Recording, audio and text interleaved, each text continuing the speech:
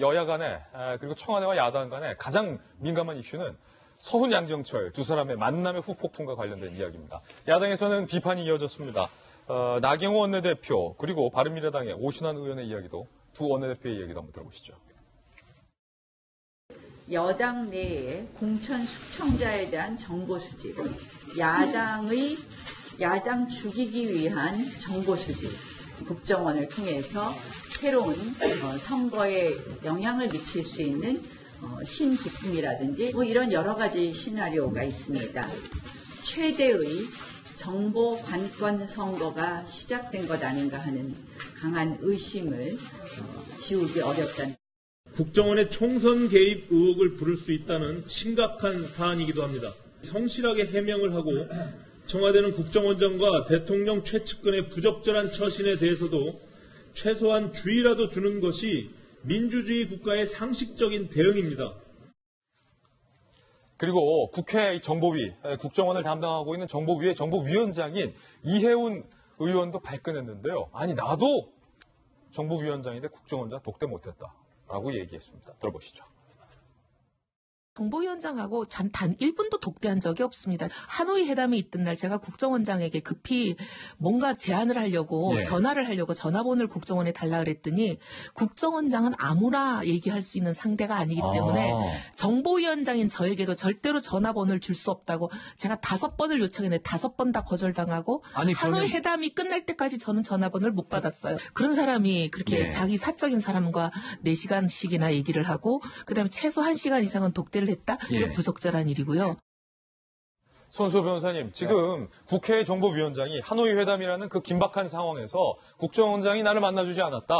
그런데 총선을 1년 앞둔 시점에서 그것도 총선의 병참기지 역할을 하고 있는 양정철 원장과 4시간 40분이나 만난 것, 국정원의 정치 개입 의무를 위반한 국정원법 위반이다. 고발하겠다라고 밝히고 있는데 어떻게 보십니까? 야당이 반발하는 게 충분히 일리가 있고요. 네. 우선 또 정치적인 부분에서의 평가는 지금 현재 진행 중인 것 같습니다. 또 앞으로도 있어야 되겠고요. 그와 별개로 법적인 부분도 좀 판단을 해봐야 되는데 국가정보원법이 있어요. 이 국가정보원법은 국정원장과 직원 등의 정치 관여 행위를 금지합니다. 그리고 정치 관여 행위를 한 경우에는 형사처벌까지 가능합니다. 댓글 같은 거 달면 안 된다, 이거. 안 됩니다. 그런데 이 국정원 원장과 직원의 정치 관여 행위가 무엇이냐? 이거를 국가정보원법이 딱 정해놓고 있어요. 6개를 정해놓고 있는데 그 중에 하나가 이게 있습니다. 특정 정당이나 특정인의 선거 운동을 하거나 선거 관련 대책회의에 관여하는 행위. 그래서 물론 지금 회의에 참석한 식사를 함께한 3명이 회의라고 하면 안 되죠. 식사를 함께한 3명이 선거 관련된 언급은 없었다라고 말을 하고 있는데 만약 선거 관련된 그런 대책 회의였다면 이 부분은 국정원법 위반이 되고 범죄를 범한 거예요. 따라서 야당 입장에서는 그 부분에 대한 문제 제기를 하고 수사가 진행되어야 한다고 지금 공격을 하는 것이고요. 그렇죠. 반면 당사자들은 선거 얘기 안 했는데 이게 무슨 법적으로 문제가 되느냐 이런 입장을 보이고 있습니다. 그렇군요. 자, 일단은 이양수 의원. 한국당에서 보기에는 어떤 의견이에요, 지금? 어떤 시각이에요? 왜 만났을까? 하필 이때. 그러니까 선거를 준비하는 선거의 큰 밑그림을 그리는 양정철 원장과 그다음에 국정원이라고 하는 거대 조직을 가지고 있는 그리고 비밀리에 일할 수 있는 많은 조직을 갖고 있는 국정원장이 식당에서 만났다. 이거를 일반 국민들이 과연 좋게 보겠느냐. 만약에 아무리 사적인 모임이었다 하더라도 이건 절대 해서는 안 되는 모임이에요. 너무 안이한 판단이었던 거고요. 3분 중에서 한 분이 기자분인데 거기서 선거 얘기는 없었다고 얘기했는데 그 기자분도 2분하고 친한 분들이래요. 친한 분들이다. 말을 믿을 수가 없죠, 사실. 선거 얘기가 없었다라고 볼 수 없는 거죠. 있었다고 하면은 이건 전부 다 법 위반일 뿐만 아니라 내년 선거에서 관권 선거가 되는 거 아니냐. 이 말도 지금 믿을 수 없다는 거예요. 예상이 되고 있는데 전 문재인 정권의 가장 큰 특징이 내로남불 정권이라고 생각해요. 내로남불.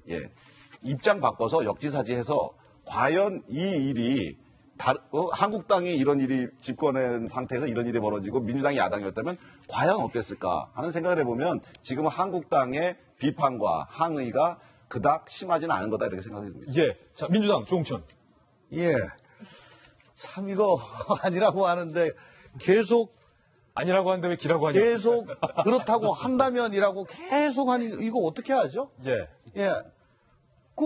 저 김연경 MBC 기자 졸지에 좀 믿을 수 없는 사람 되신 것 같아서 네. 개인적으로 좀 기분 나쁘실지도 모르겠습니다. 저분은 그래도 저 통일 전문 기자고 통일이라는 거는 또 국정원하고 긴밀한 네트워크가 있는 건데요. 글쎄요.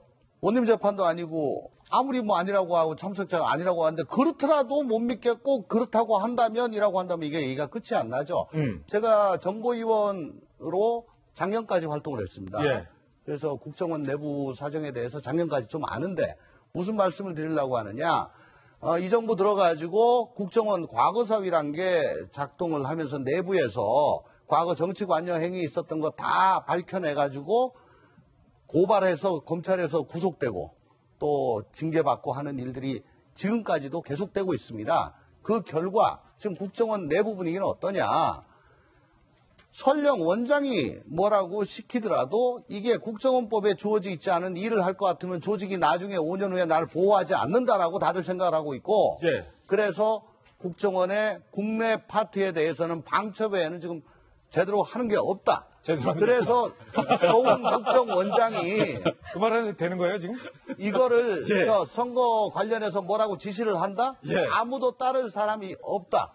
저는 단언코 얘기를 합니다. 선 원장이 영이 안 서기 때문에 아니요. 영이 안 쓴 게 아니고 아무도 안 따른다. 영이 안 서는 게 아니고 국정원법에 주어진 예. 업무 범위를 벗어난 일을 지시할 경우에는 국정원 내부에서 그걸 따를 수가 없는 상황이다. 예. 그렇기 때문에 니네들 그거 아니라고 하는데 그렇지 못 믿겠다. 이 과정은 성립될 수가 없다는 얘기예요. 국정원 내부를 잘 알고 있는 또 조홍천 의원의 이야기까지 들어봤습니다. 네, 다양한 국회 소식 전해드렸고요.